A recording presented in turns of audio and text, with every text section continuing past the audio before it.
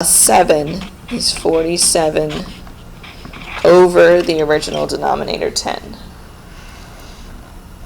And then we'll have 5 times 4, which is 20, plus 3, which gives me 23. Put that over 4. If you want to pause and try these last two, go right ahead. Here we have 8 times 5, which is 40, plus 3, 43, add a 5. And finally, 7 times 8, which is 56. 56 plus 5, 61 over 8. So you multiply and add to go from a mixed number to an improper fraction. So just practice going back and forth from one to the other, improper to mixed number back to improper. The more you can practice that, the easier this will be. And the last little bit is rounding. So we're going to round these to the nearest whole number. The way to do this is to look at the denominator 4. So if we have 4 pieces, and we have 3 of those, 1, 2, 3, the question is, do we have more than half shaded? And this would be yes, we have more than half shaded. If more than half is shaded, we round up to the next integer. So 2 3/4 will round to 3. 6 3/8, if we have 8 pieces, sorry, those aren't even, and we shade only 3 of them, have we covered at least half? No, we have not. If you have not covered half, we keep the original integer, so that would round to 6. 4 2/3, if I have 3 pieces and I shade 2 of them, I have more than half shaded, so that would round to 5. 8 1/2, if I have just 2 pieces and one of them is shaded, I have exactly half. Exactly half rounds up, so that would round to 9. And then we have 7 4/9. If I have 9 pieces, sorry, they're not even, and I only shade 4 of them. 4 is not quite half of 9, so it does not cover at least half of it. So we'll leave that at 7. So this is just part of section 4.5, just converting from one to the other, mixed numbers and back, and then thinking about, with the mixed number, is the fraction at least half? Is it at least half of the total? If it is, you round up. If it's not, you keep the number the same. So just rounding off to the nearest whole number. All right, now I'm going to go back to section 4.3 on multiplying and dividing fractions. So we're going to go back to section 4.3, and we'll finish up section 4.5 in a little bit.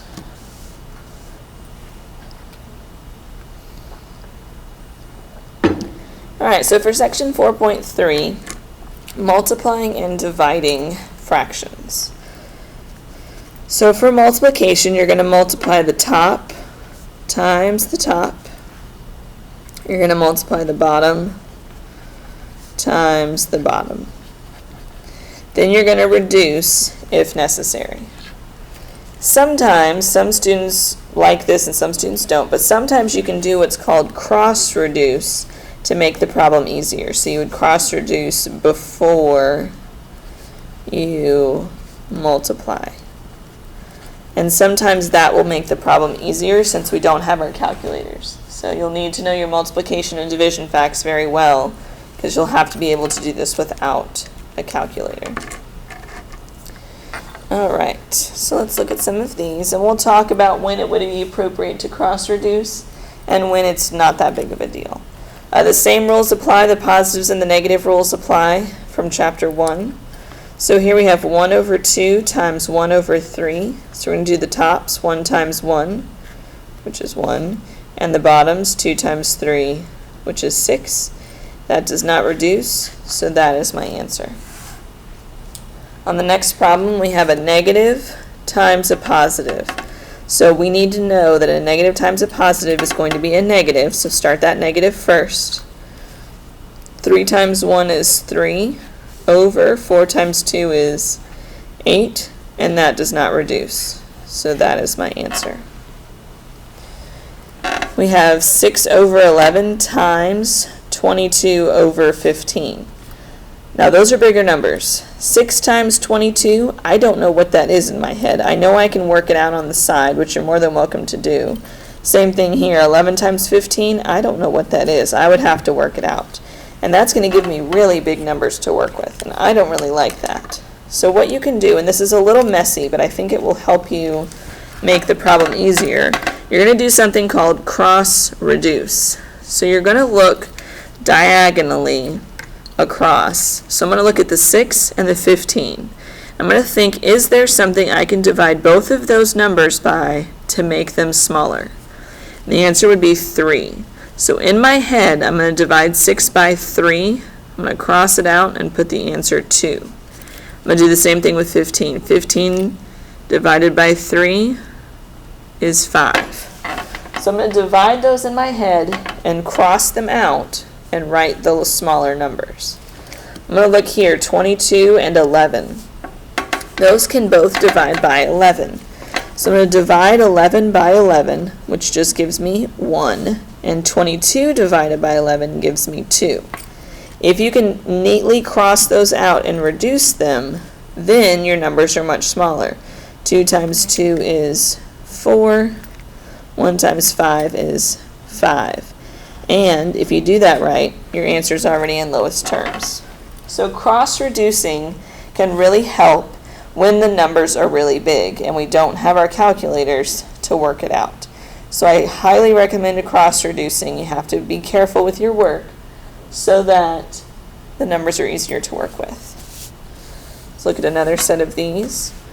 3 over 4 times 3 over 8. You can check if there's anything to cross-reduce, which there is not.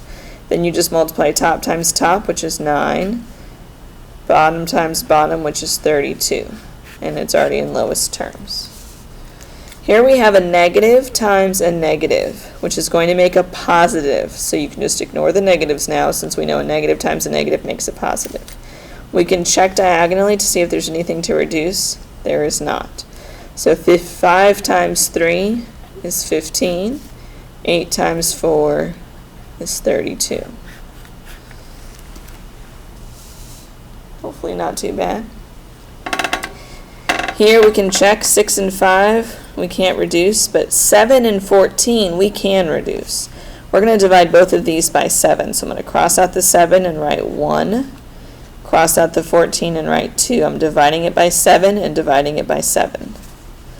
Then I'll multiply 6 times 1 is 6. 2 times 5 is 10, and I can reduce that to 3 over 5. So you'll multiply it out, cross-reduce if you can, it will make your life easier, and then if you need to, reduce at the end. So that is multiplying. Multiplying with an integer is a little different. All you need to remember is that to make the integer a fraction. So if I just have a 3, that's really 3 over 1. So I'm going to make it a fraction so that I can multiply. So if I have negative 2, that's really negative 2 over 1. So I fix all my integers and make them fractions by putting them over 1. So let's work a couple of these. 2 over 3 times 6. I'm going to put the 6 over 1. So it's 2 times 6, which is 12, over 3 times 1, which is 3. And 12 divided by 3 is just 4. It says 3/4 of 36. The word of indicates multiplication. So I'm going to put the 36 over 1. It's supposed to be 3 times 36. Well, 36 is kind of a big number, so we can cross-reduce. If you look at the 36 and the 4, they can both divide by 4. So I'm going to divide that by 4 and change that to a 9. Divide that by 4 and change that to a 1. Then it becomes 3 times 9, which is 27, over 1 times 1, which is 1, and that's really just 27. If I'm going too fast, remember you can pause and go back and watch it again. And you can always pause and try the problems if you think you can do them on your own. Alright, sorry those got a little close together. Now we have -10, so I'm going to put that over 1. So -10 over 1 times 2 over 5. That gives me -20 over 5. So a negative times a positive is a negative. And -20 over 5 reduces to -4. That would be my final answer. And the last one. -7 over 8 times -12. I'm going to put that over 1. A negative times a negative is a positive, so I'm just going to ignore the negatives. 7 times 12, I don't know what that is. But if you look, the 12 and the 8 can be cross-reduced. So I'm going to divide them both by 4. So that's going to become a 3. That's going to become a 2. That makes my life much easier. We already know a negative times a negative is a positive, so we just worry about 7 times 3, which is 21, over 2 times 1, which is just 2. Now that's an improper fraction, but right now we're just going to leave it like that. All right. And then the opposite of multiplication, dividing. So for dividing fractions, you always flip the second fraction and then multiply. This is similar to keep, change that we talked about in chapter 1. Keep, change. The mathematical term for flipping is reciprocal. You might hear or see that word. I don't use that word, I just say flip. So we're going to do keep, change, just like we did in chapter 1, but we're going to keep the first fraction, change the division to multiplication, and change the second fraction upside down. So let's see how that's going to work. Adjust the camera here. Alright, so we'll do a few of these.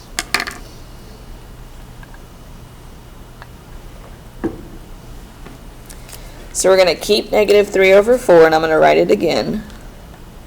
We're going to change the division to multiplication, and we're going to change this fraction by flipping it upside down. Then we'll follow the rules for multiplication.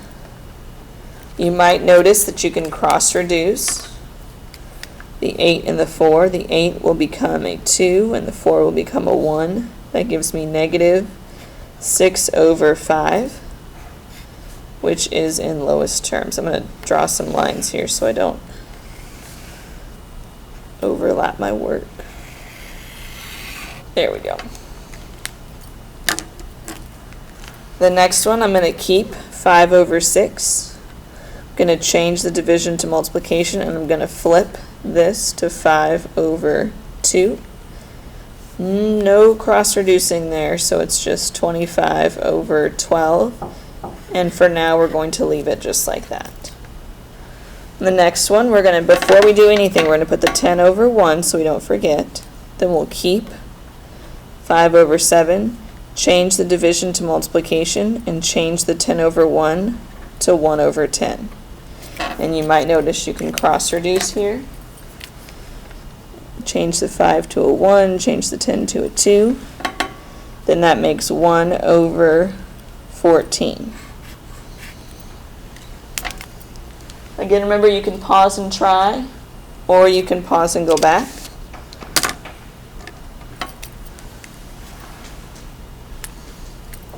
And so we have -9. I'm going to go ahead and put that over 1, divided by 9 over 16. So I'm going to keep this one, -9 over 1, change the division to multiplication, and flip this to 16 over 9. Now, these are bigger numbers, so I'm going to see if I can cross-reduce, which I can. Divide both of those 9s by themselves, and change them both to 1s. I have a negative times a positive, which is a negative. 1 times 16 is 16. 1 times 1 is 1. So that answer is really just -16. All right, next one. We have keep, and then change, and then flip. Check for cross reducing, I don't see any, so it's just 12 over 5, and we're going to leave it improper. And finally the last one, 3 over 1. So as soon as you see those integers, put them over 1 right away before you do anything, otherwise it makes the flipping and the multiplying confusing. So as soon as you see an integer, put it over 1. So I'm going to keep, change, and then flip. Check for cross reducing, I don't see any, so the answer would be 4 over 15. Alright, so that covers the basics of fractions, changing from mixed numbers to improper fractions and back, and then multiplying and dividing fractions. And then we will continue with the rest of the operations for fractions.